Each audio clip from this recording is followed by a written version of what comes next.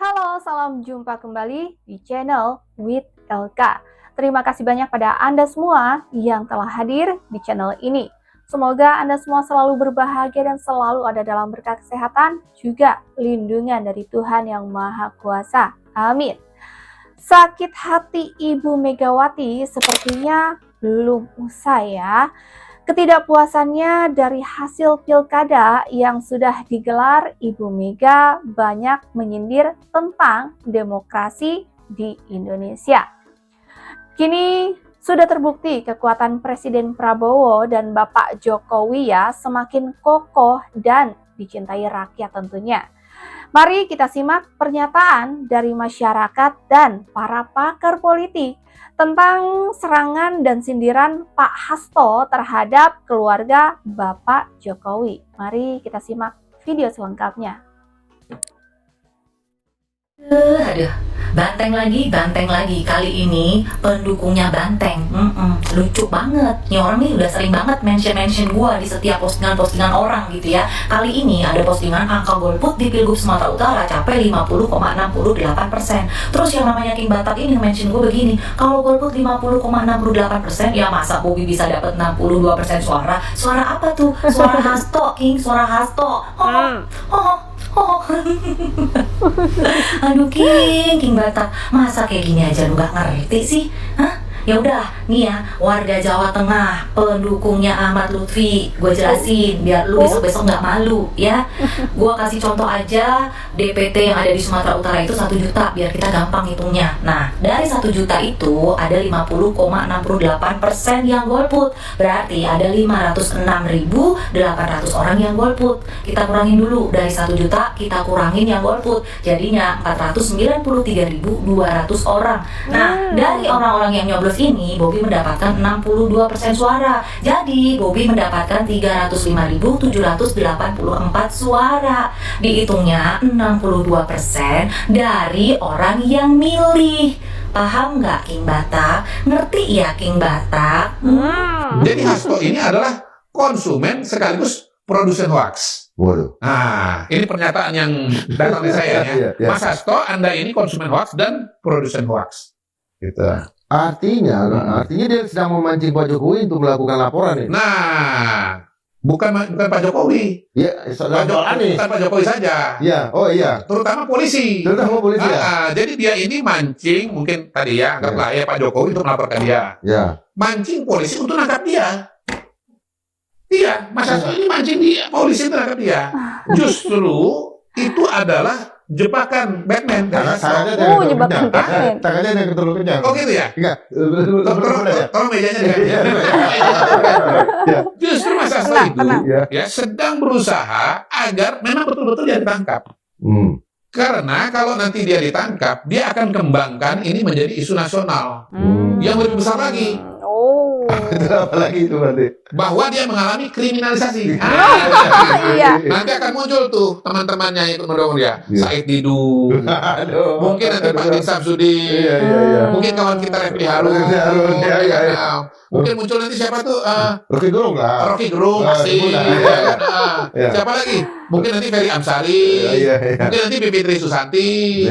Ya kan? Kawan kita semua mungkin itu. nanti Amin Rais. Bukan pasti nanti Amin Rais. Suhu ya. Iya, makanya bisa undang kita tertawa karena orang pengetahuannya banyak. Kita sudah bisa baca skenario ini, gitu ya. Ini kan sama juga dengan Said Didu, ya kan? Wah, dilaporkan ke polisi, langsung dia bilang saya dikriminalisasi karena membela rakyat, ya kan? Muncul pembelaan dari banyak pihak, gitu loh.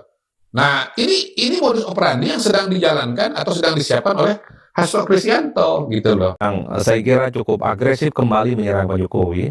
Bagi saya tidak ada yang aneh dan bahkan tidak ada kebaruan apapun.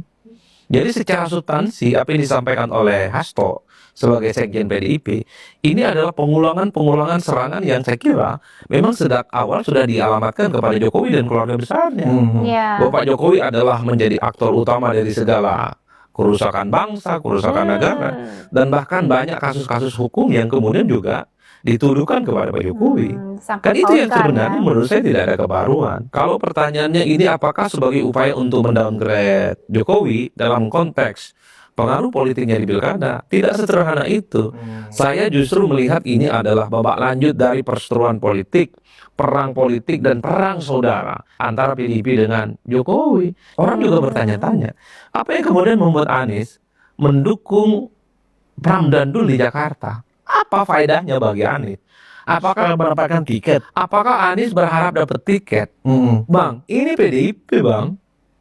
Partai yang menurut sejak awal selalu mengatakan, kalau bukan kader jangan main-main. Ganjar aja dulu sebelum ada pengumuman resmi dari PDIP siapa yang jadi calon presiden. Gara-gara aktif di medsos disebut calon presiden, di survei muncul paling kuat. Disebut kemajon, Bang. Kemajon. Padahal kader ya kan? Padahal kader. Apalagi Anies Baswedan. Bagi Yang saya, bukan kalau kader Anies ya. berharap maju di 2029 dari PDIP, kok gelap gulita, Bang? Salah kalkulasi kalau itu diharapkan. Salah hitung kalau diharapkan. Kecuali Anies mendukung Pram dan Dul di Jakarta, alasannya sakit hati, masuk akal. Banteng akhirnya tumbang kan, udah selesai Banteng nguasain Indonesia. Di Banten, Jawa Barat, Jawa Timur lo kalah, di kandang sendiri di Jawa Tengah aja lo nyungsep. Sampai Megachan bikin video kayak begini. Jawa Tengah bukan hanya kandang banteng dan seharusnya tidak akan terkalahkan jika pilkada dilakukan secara fair, jujur, dan berkeadilan. Itu namanya maling teriak maling. Banteng yang menyungsep di kandang sendiri justru artinya rakyat Jawa Tengah tuh pinter-pinter, Bu. Mereka itu sadar Banteng itu korup, partai judul. Mendingan nih ibu bilang, ayo cari Harun Masiku sekarang. Harusnya omongan ibu ini buat diri ibu sendiri, introspeksi. Jadi udahlah ya, terima aja. Pesona Jokowi Prabowo itu mengalahin Megachan berkali-kali lipat. Cuma lo bayar buzzer kanan kiri sampai bohir di penjara kena kasus. Masyarakat Indonesia itu udah muak kamu Banteng. Yang lebih kocak nih, real count internal dijadiin patokan kemenangan. Pramono Rano udah deklarasi kemenangan satu putaran, padahal Kompas Detik aja nggak sampai 50% suaranya. KPU aja belum ngumumin, lu udah teriak menang. Mending lu bikin negara sendiri aja di Twitter. Namanya RBT, Republik Banteng Twitter. Isinya buzzer, orang rungkat, marah-marah, sama tukang boxing. Siap RBT. Udah terima aja, ini emang bakal jadi eranya Gerindra Prabowo. Pelan-pelan bertahap tuh mau diberesin dari hulu ke hilir. Semuanya itu murni buat kepentingan masyarakat, bukan kepentingan partai. Orang Prabowo ketua umum partainya sendiri, siapa yang menyetir dia? Kagak ada. Intinya era dinasti Banteng itu udah selesai. Dan terima kasih buat kalian semua yang udah sadar dan memilih buat tidak memilih Banteng. Paling nggak yang realistis adalah ya 2029 kita bisa asumsikan cukup valid bahwa Pak Prabowo akan lanjut kan sampai 2034.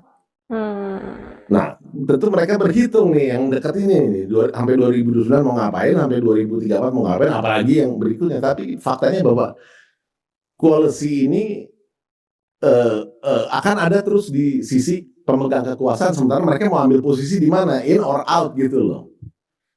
Nah, saya kira memang melihat kronologisnya ini kan mulai pisah jalan ini gara-gara Pilpres kemarin kan, Pileg. Lalu memang rasanya menunggu ini dulu nih. Ini kan satu paket. Ya. Ini selesai, jadi istilahnya apa? Things fallen into place. Nah, baru bisa nanti mereka kelihatannya mau memutuskan apakah di luar atau di dalam. Artinya kan fakta bahwa ya Megawati juga tidak mengundurkan diri dari BPIP dan BRIN yang adalah bagian dari kekuasaan, itu kan satu analisis tersendiri. Sebaliknya Pak Prabowo juga kan tidak memberhentikan Ibu Megawati dari situ. Jadi itu satu poin. Lalu di parlemen kan ya by the book memang harus Puan Maharani ada di situ. Tapi kita tahu bahwa Prolegnas 2025 itu sudah masuk MD3, di mana nanti soal kursi ketua DPR itu harus dibicarakan ulang. Artinya ada pintu masuk untuk apakah Puan di situ atau tidak, itu masih sampai 2029 itu masih jadi pertanyaan juga. Jadi saya kira ini menjadi elemen-elemen yang harus dihitung juga dari sisi PDIP. Ya, semenjak persatuan Bapak Jokowi dengan Presiden Prabowo ini memang menjadi sumber kekuatan yang sangat besar ya bagi rakyat Indonesia. Dan dengan persatuan itu memang terlihat sekali untuk sekarang-sekarang ini pamor PDIP sedang turun ya, dan mungkin rakyat punya pilihan sendiri dan beralih kepercayaan mereka terhadap figur yang lain ya. Tapi apapun itu kita hargai saja ya apa yang telah dipercayai oleh rakyat, dan kita doakan saja semoga Indonesia ini semakin maju dan lebih baik lagi ke depannya di tangan-tangan yang baik dan benar, yang tulus juga, dan yang benar-benar ingin menjaga Indonesia menuju Indonesia emas ya tentunya. Sampai di sini with LK teman waktu Anda, semoga menjadi informasi yang menarik dan bermanfaat untuk Anda simak. Sampai jumpa lagi di next video. Terima kasih banyak.